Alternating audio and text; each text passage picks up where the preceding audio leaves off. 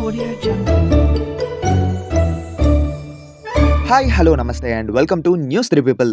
Finally Roshan Kanakala నటించినటువంటి bubble gum movie అయితే చూసి రావటం జరిగింది మామ.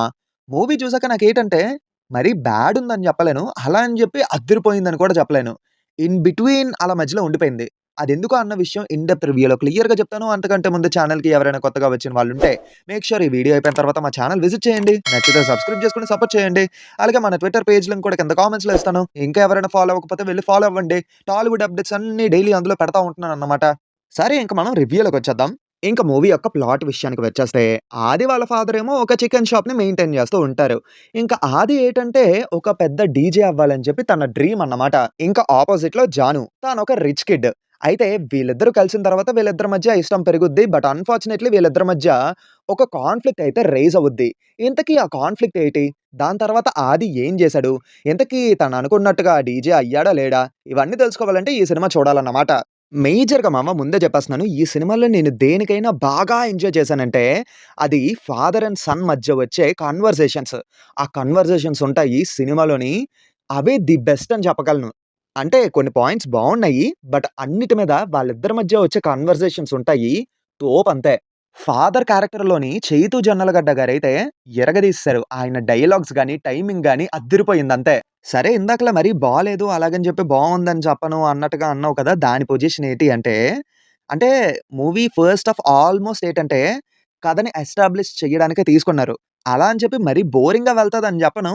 కొంచెం సాగదీసినట్టే ఉన్నా పర్లేదు. It's a decent to watch అన్న ఫీల్‌లో వెళ్తదన్నమాట. ఎగ్జాక్ట్‌గా ఇంటర్వెల్ బ్లాక్‌లో వచ్చే ఆ సీక్వెన్స్ తర్వాత సెకండ్ హాఫ్ మీద మనకు ఒక కైండ్ ఆఫ్ హై ఒస్తది. అంటే ఇంటర్వెల్ దగ్గరొచ్చినటువంటి ఆ కాన్‌ఫ్లిక్ట్ చూసిన తర్వాత ఏటంటే, సెకండ్ హాఫ్‌లో మనం కొన్ని హై ఇచ్చే మూవ్‌మెంట్స్ లాంటి సీన్స్ ఏవో ఎక్స్‌పెక్ట్ చేస్తాము. బట్ అన్‌ఫార్చునేట్‌లీ ఏటంటే, మనం ఎక్స్‌పెక్ట్ చేసినంత ఉండదు గానీ, ఓకే, ఉందిలే అన్నట్టుగా అనిపిస్తదన్నమాట. సాంగ్స్ అండ్ బ్యాక్‌గ్రౌండ్ మ్యూజిక్ మాత్రం చాలా బావున్నాయి. ఇంకా ఫస్ట్ హాఫ్ మీద ఏటంటే, సెకండ్ హాఫ్ ఇంకా స్ట్రెచ్ చేస్తున్నారేమో అన్నట్టుగా అనిపిస్తది గానీ, ప్రీ క్లైమాక్స్ దగ్గర నుంచి కొంచెం బెటర్‌గా ఉంటదన్నమాట మూవీ. యాక్చువల్లీ క్లియర్‌గా చెప్పాలంటే, మూవీలో తీసుకున్న పాయింట్ బావుంది. ఇంటర్వెల్ కాన్‌ఫ్లిక్ట్ బావుంది. ప్రీ క్లైమాక్స్ నుంచి క్లైమాక్స్ వరకు ఆ పే ఆఫ్ కూడా బావుంది. బట్ ఇన్ బిట్వీన్ ఆ నరేషన్ ఉన్నది చూడండి, అదే మరి సాగదీసినట్టుగా ఉందన్నమాట. మూవీలోని ఇంపార్టెంట్ పాయింట్స్ అనేవి బావున్నాయి కాబట్టి, ఇంకా మంచి సీన్స్ అలాగే స్క్రీన్ ప్లే రాసుకొని ఉండుంటే, definitely cinema most of the పీపుల్‌కి బాగా కనెక్ట్ అయ్యి ఉండేది. బట్ అలా లేకపోవడం వల్ల ఏంటంటే, it was an average one అన్నట్టుగా ఎండ్ అయిపోయింది. But one thing, Roshan Kanakala డెబ్యూయే గాని, పెర్ఫార్మన్స్ మాత్రం ఇరగదీసేసాడు. తన క్యారెక్టర్‌లో ఏటంటే చాలా డెప్త్ అండ్ వేరియేషన్స్ ఉన్నాయన్నమాట.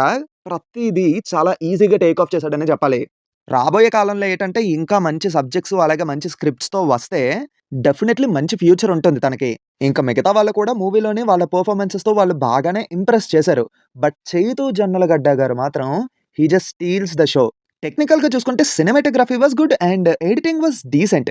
ఇంకా మ్యూజిక్ పరంగా సాయి చరణ్ పాకలా ఇచ్చినటువంటి బ్యాక్‌గ్రౌండ్ స్కోర్ అండ్ సాంగ్స్ కూడా మంచిగానే ఉన్నాయి. ఇప్పుడు మనం డైరెక్టర్ రవికాంత్ గారి విషయానికి వచ్చేస్తే, ఆయన తీసుకున్న పాయింట్ బావుంది గానీ, ఎగ్జిక్యూషన్ విషయంలో మాత్రం కొంచెం తడబడ్డారు. నేనిందాకల చెప్పినట్టే మూవీలో ఉండే కాన్‌ఫ్లిక్ట్ గాని, దానికి పే ఆఫ్ గాని 2 బావున్నాయి. బట్ ఇన్ బిట్వీన్ ఏటంటే నరేషన్ అండ్ స్క్రీన్ ప్లే మీద ఇంకొంచెం బెటర్‌గా కాన్సంట్రేట్ చేసుంటే ఇంకా బావుండేది. బట్ చెప్తున్నాను కదా స్టార్టింగ్‌లో చెప్పినట్టు, ఫాదర్ అండ్ సన్ కన్వర్జేషన్స్ విషయంలో మాత్రం ఏ మాత్రం తగ్గలేదు మామ. ఈ మూవీలో నాకు తెలిసి మేజర్ ప్లస్ పాయింట్ అదే. ఫైనల్‌గా నాకేటంటే, it was an one time watchable అన్న ఫీలింగ్ అయితే కలిగింది. మన news three people version of rating విషయానికొచ్చేసరికి ఇట్స్ 2.5 ఔట్ ఆఫ్ 5. సరే మామ, ఇప్పుడేటి ఈ సినిమా చూడడానికి వెళ్ళొచ్చా అంటే, ఇది మోస్ట్‌లీ యూత్‌ని కాన్సంట్రేట్ చేసి తీసిన మూవీ అన్నమాట. ఫ్యామిలీ ఆడియన్స్‌కి అంత గొప్పగా నచ్చకపోవచ్చు. సో, యూత్ ఆడియన్స్ ఏంటంటే, మీ ఎక్స్‌పెక్టేషన్స్‌ని కంప్లీట్‌గా పక్కన పెట్టేసి వెళ్తే, ఓకే, ఒకసారి ట్రై చేయొచ్చు అన్న ఫీలింగ్‌తో అయితే బయటకొస్తారు. సరే, ఇంకేటి, మీరు ఈ మూవీ చూసారా? మరి మీ ఒపీనియన్ ఏంటో కింద కామెంట్స్‌లో చెప్పండి. అలాగే మర్చిపోకుండా ఈ వీడియోని లైక్ చేసి, షేర్ చేసి, మా ఛానెల్‌ని సబ్స్క్రైబ్ చేసుకుంటారని అయితే కోరుకుంటున్నాం. గంట కొట్టడం మర్చిపోవద్దు. కొత్త వీడియో పెట్టగానే నోటిఫికేషన్‌లు వస్తున్నాయి మరి.